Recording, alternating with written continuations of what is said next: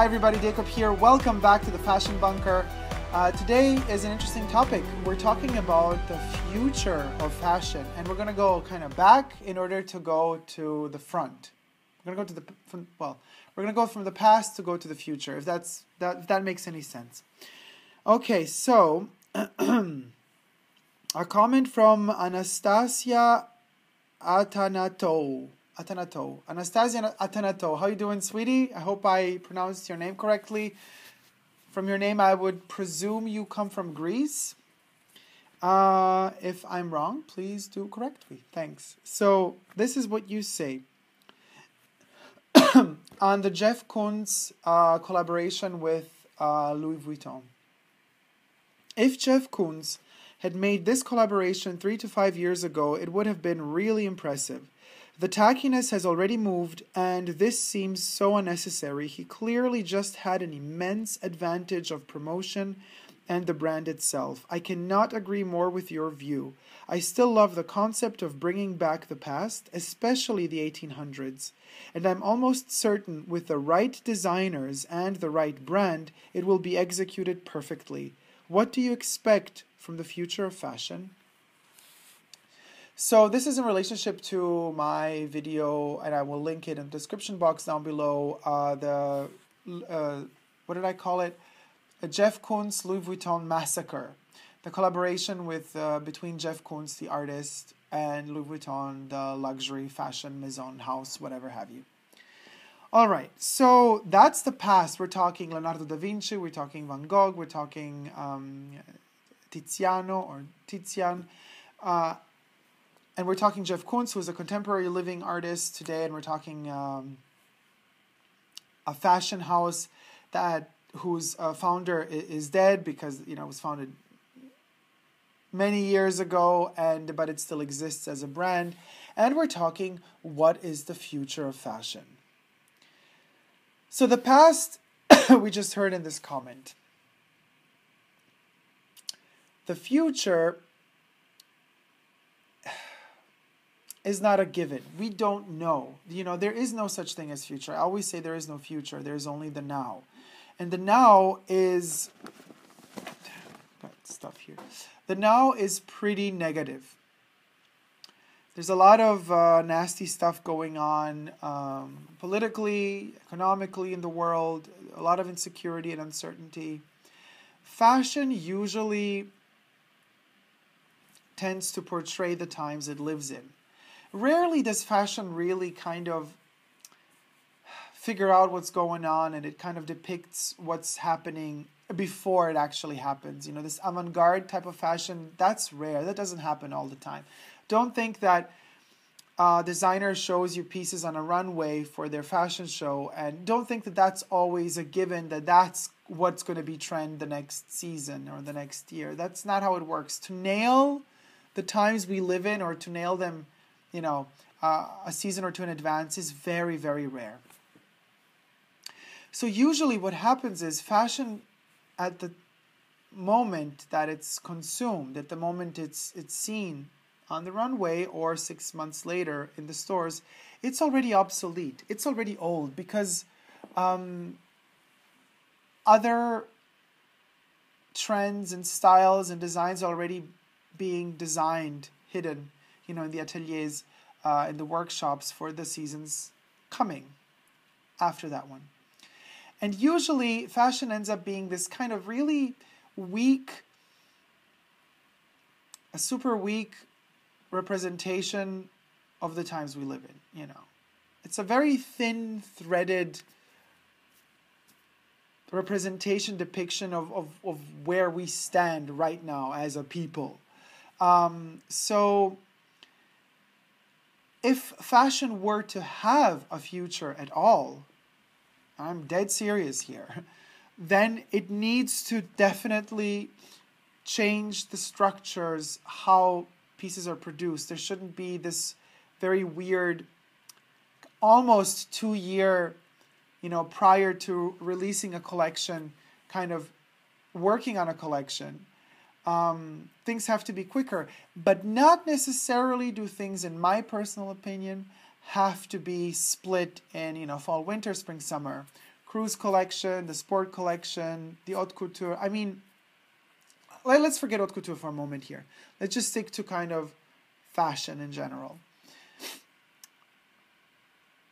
I know that the brands need to constantly keep selling stuff in order to survive. So they're going to have to create vibes and hypes, and they're going to have to create new things that people consume. Otherwise, if they create one piece that's meant to be forever, you're not going to keep buying their stuff. You're going to buy that one piece, and then who are they going to sell the rest to? They could understand that actually there are new generations coming up every day. There's that kid that's growing up that is a kid today, but next year it's going to be a customer. But they're greedy. They want growth quicker, and they want numbers quicker. They need to speed stuff up. By doing so, they demolish and kill the quality. They kill everything that's related to good quality, really. So the future of fashion, to me, lies in reducing numbers. It also means reducing the earnings. It means the turnover. The turnover can be 100% turnover, like you could sell out of everything you produce, but you don't have to produce 30,000 times more than you need to produce. Can you survive and sustain yourself as a company without having the 5 billion profit a year? You know, can you live with $1 million instead? $500,000? You know, reducing stuff. I think it's vital. And I think it's necessary for the survival of fashion. I think you have to take like 10 steps back in order to do those 3 steps forward, those healthy 3 steps forward that can make fashion survive on a long term.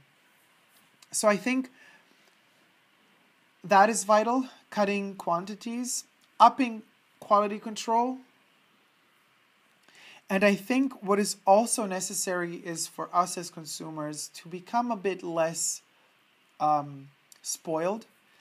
Meaning we should also learn to deal with what is given to us by nature in that period of time. Same applies to food. I don't like to buy foods that are out of the season. You know, if we're in autumn and apples are available, that's what I'm going to eat. I'm not going to eat a strawberry that usually grows in summer in winter. And I'm not going to buy that strawberry that's been imported from some country that's being used and abused by the first world, you know, and that strawberry is going to be delivered to my supermarket and it's going to cost me only like €3 a kilo or whatever, or a pound or whatever have you. Have you ever asked yourself, how is it possible that it's so cheap, even though it's like been in an airplane or wherever it's been flying around, it's been cultivated in another country? I mean, we're talking modern day slavery here, guys. Do some research. It's insane. So, same applies to fashion. Certain fabrics, certain materials do not need to be used always, all year long. You know, there might be a cotton in summer, there might be a wool in winter. Less plastic, less acrylics should be used in general. Something that pollutes the world less. I would go more for layering. You know, you could have your cotton pieces from the summer layered together with some wool pieces to create a warmer effect for winter. We have to be less spoiled as a consumer in order for us to ultimately give fashion a chance to survive. And there are always ways. Creative minds will always find, no matter what the limitations and restrictions a person is given, a creative person is given, they will always find a way to overcome those obstacles, to overcome all those rocks and stones that are placed in their path in order to strive and achieve beauty and fashion ultimately. You can create beautiful things with very little. And so the future of fashion to me is literally a future if we as consumers become less spoiled, you know.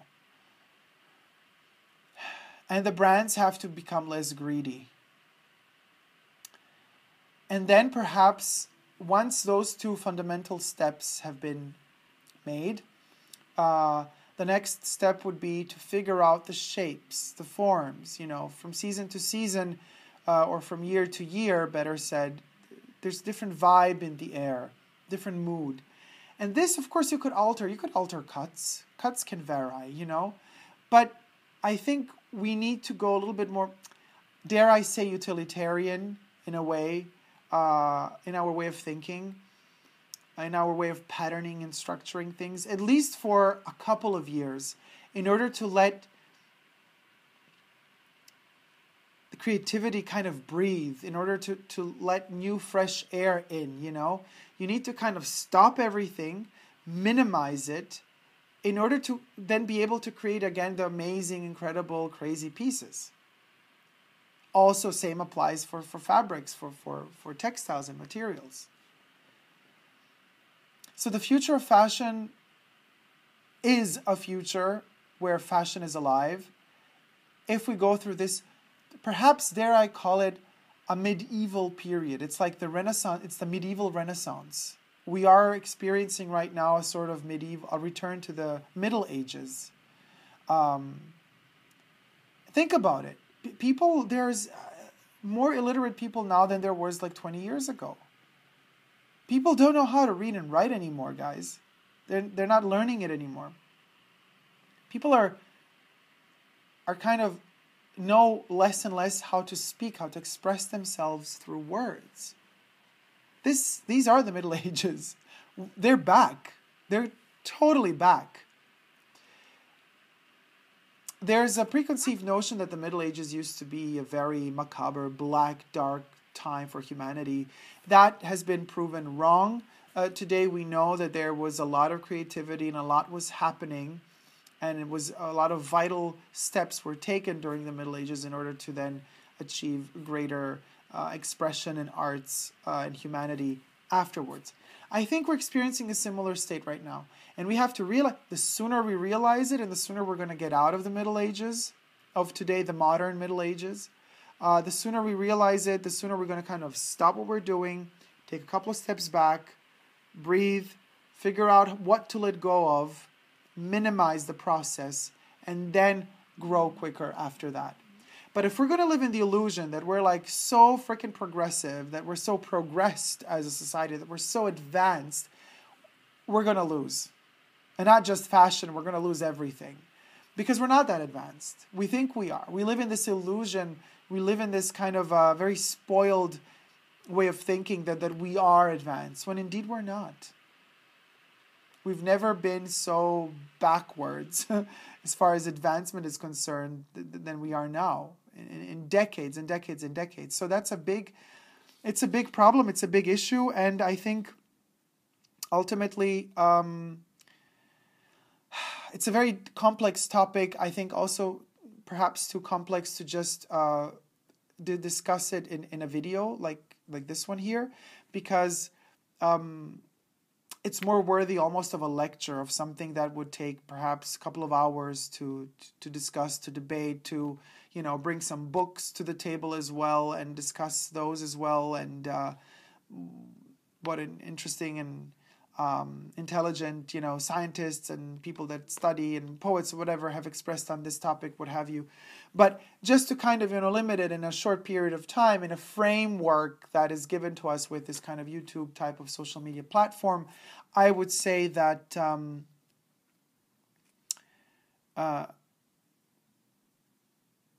simplify things, we really need to let go and be really less spoiled when it comes to our demands as consumers. And perhaps, attribute to ourselves more responsibility, to each human being, Each one of us needs to be more responsible of our own actions.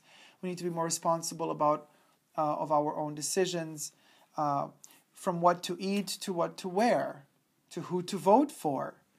Informing ourselves, assuming that responsibility of educating ourselves, of figuring out what questions need to be asked before we kind of interrupt the question thinking we already know what the answer is. We don't already know what the answer is, but we live in the illusion that we believe to think that we know what the answer is before even the question has been asked. So that was kind of what I wanted to say. The future of fashion, how it became the future of humanity. Figure. I mean, that's what it is, actually. Fashion and humanity go hand in hand in my book. Thank you guys so much for watching. I'm sure you're going to have a lot of opinions on this topic. Please do share with me all of your opinions and thoughts in the comment section down below. And let me know what you think about this video as well. If you haven't yet but wish to, please subscribe to my channel here on YouTube. I'm also on Instagram, Facebook, and Twitter. Times are rough, times are tough, but no matter how tough they get, I think the only way and the only chance we have for survival and surviving is if we never give up on love. Thank you guys, see you soon, take care, love you, bye.